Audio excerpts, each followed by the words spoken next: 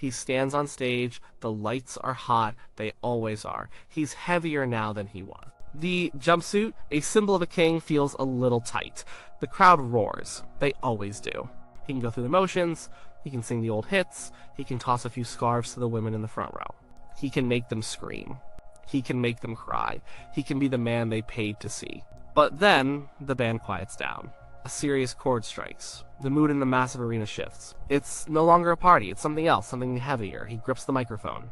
His knuckles are white. He takes a deep breath, a breath that seems to pull in all the air, all the expectation, all the sadness in the room. And he begins to sing.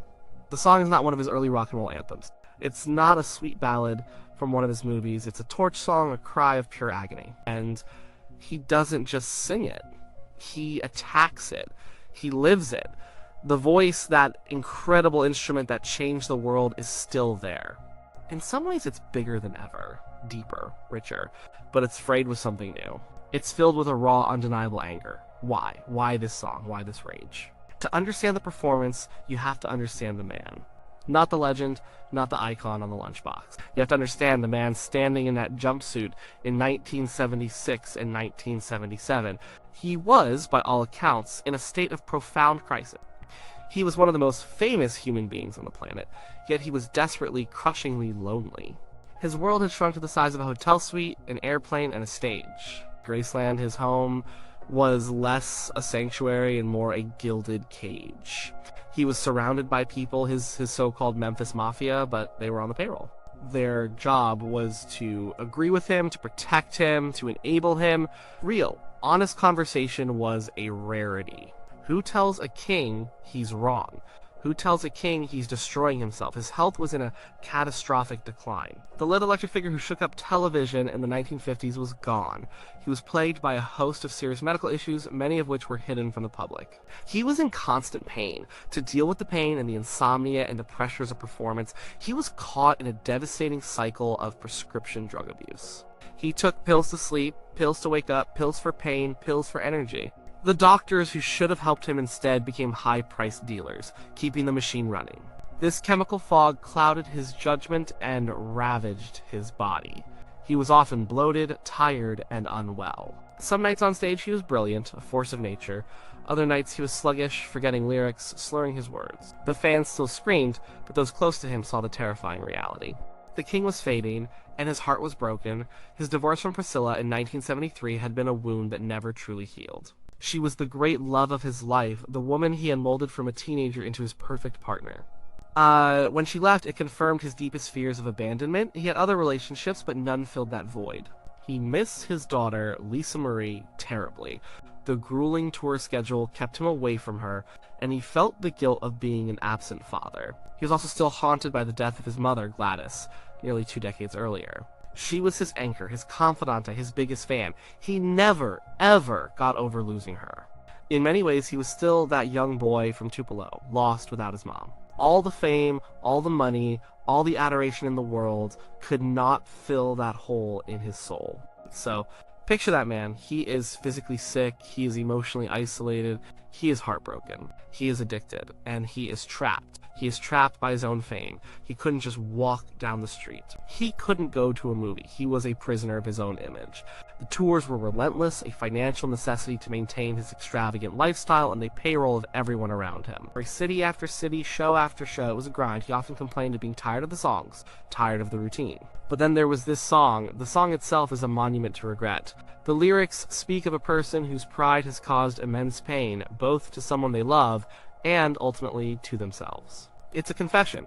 The singer admits they were wrong, they were foolish, they were too proud to say they were sorry. The central theme is self-inflicted suffering. "I'm so," the lyrics cry out, a raw admission of a state of being. The singer acknowledges that their own actions led to their loneliness.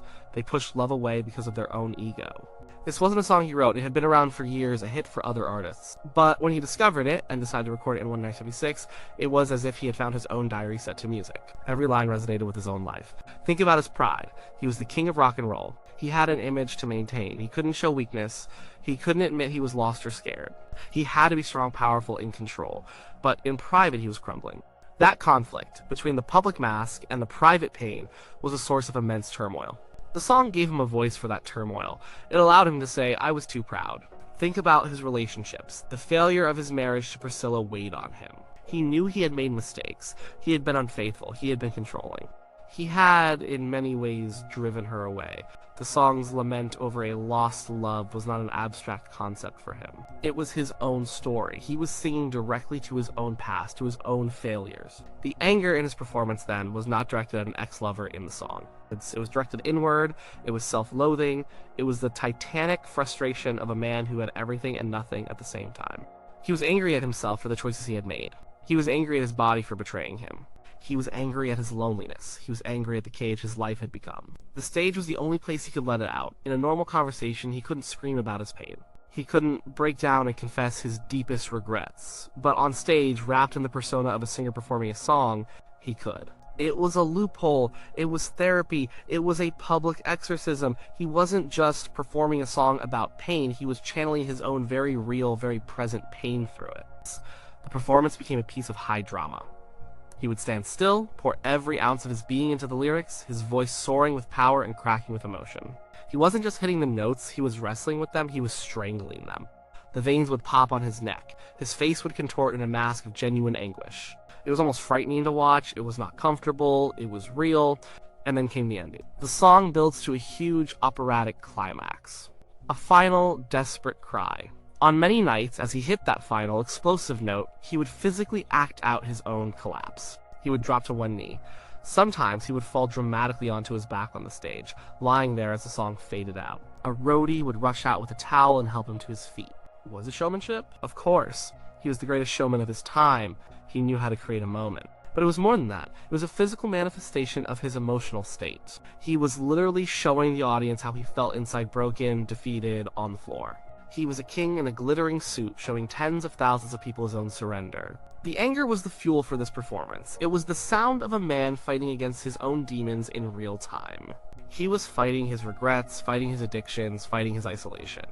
And for those 3 or 4 minutes on stage, he wasn't just a nostalgia act singing old songs. He was a vital, living artist creating something raw and terrifying and true.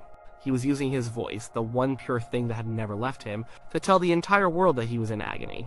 The audience understood this on a primal level. They might not have known the specifics of his prescription drug use or the depths of his depression, but they could see and hear the pain. They could feel the honesty. In a setlist that often included lighter fare, this song was a black hole of emotion. It was a moment of shocking, brutal authenticity from a man whose life had become almost entirely artificial. When you contrast this performance with his earlier work, the change is staggering. The Elvis of the 50s was pure, joyful, rebellious energy. He was a celebration of youth and freedom. The Elvis of the late 70s, when he sang this song, was a figure of Greek tragedy. He was a man looking back on his life, seeing the wreckage, and screaming about it. The anger was also a sign of the fight left in him. A man who is truly defeated is quiet. A man who is angry is still fighting. He was raging against the dying of the light. He was angry that he, the boy who had conquered the world, had ended up like that. It was the sound of a trapped animal. It was absolutely electrifying.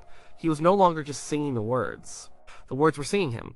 The pride, the pain, the regret, it was all his. He poured the sum total of his life's disappointments into that one song, night after night. It was a desperate, beautiful, and ultimately tragic spectacle. He was showing everyone his scars, and they roared with applause, perhaps not fully understanding that what they were witnessing was not just a great performance, but the slow, public collapse of a soul. The song was Hurt.